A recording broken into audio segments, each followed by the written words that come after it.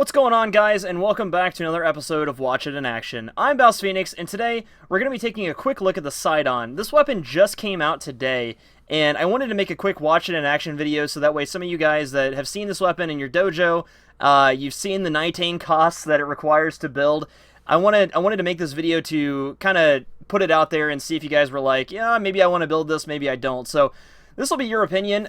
Taking a look at the stats here, we're going to just look at the base stats real quick, and I want you to see this, at base level, but I've leveled it up. I haven't put any Forma on it, so this is basically what you can do with it right out of the box at level 30. If you want to put Forma on it, if you want to put, Forma the polarity slot here, that's up to you.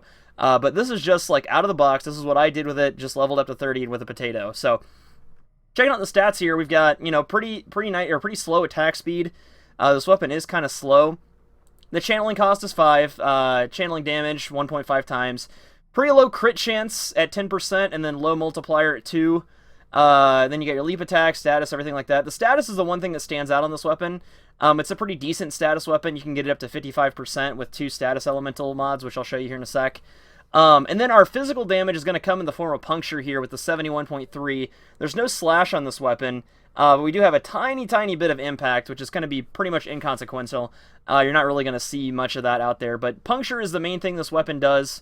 And then you got that status chance, which is going to help you out a little bit. So I've put together 2 different builds for this, and I'll show you both of them in action here real quick. But the first one is kind of a general build. We've got Life Strike, Spoiled Strike, Fury, Pressure Point, Voltaic Strike, stuff like that. And like I said, you got that 55% status chance, which isn't bad. But in my opinion, and in the opinions of others that I've talked to, status puncture weapons aren't really the best. They're almost redundant, really, because in my opinion, the best status weapon is going to be a slash weapon, status slash, because if you're using corrosive, you're going to be bringing down their armor, and then the slash is going to be attacking their health, so and causing that bleed proc, etc. But with puncture, it's almost redundant. But you can kind of take that or leave it. It is what it is.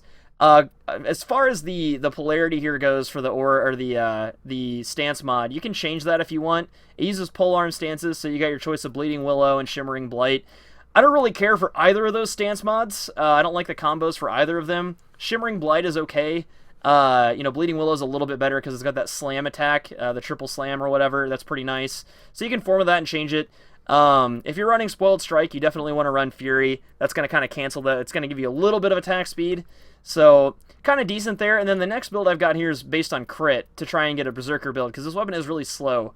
The Shocking Touch here, what you can do is you can Forma this and throw on Primed Reach. However, I did try this weapon with Primed Reach, and it really didn't make that much of a difference, in my opinion. It wasn't really like the Orthos Prime or anything, and to be honest, I don't think I'll be using this weapon over the Orthos Prime, but it's kind of cool. It's a neat idea. It's a Trident. The only thing I was kind of disappointed about was the fact that it's not really like a stabby Trident spear weapon, and that's what I was hoping for. That's the one thing that Warframe doesn't really have right now, is like a lance, like a spear kind of thing. So I was hoping to get that. This is the first build here. We're going to take a look at this one real quick. I think this is the general one, and show you just how this weapon performs with just a general set of mods and stuff like that on it. So, not terrible damage. I mean, these guys are level 90, so you can see that fire proc coming up a lot, and then they turn green with the corrosive. So, I mean, we're taking them out pretty quick. That puncture is going to do a lot of damage to their armor.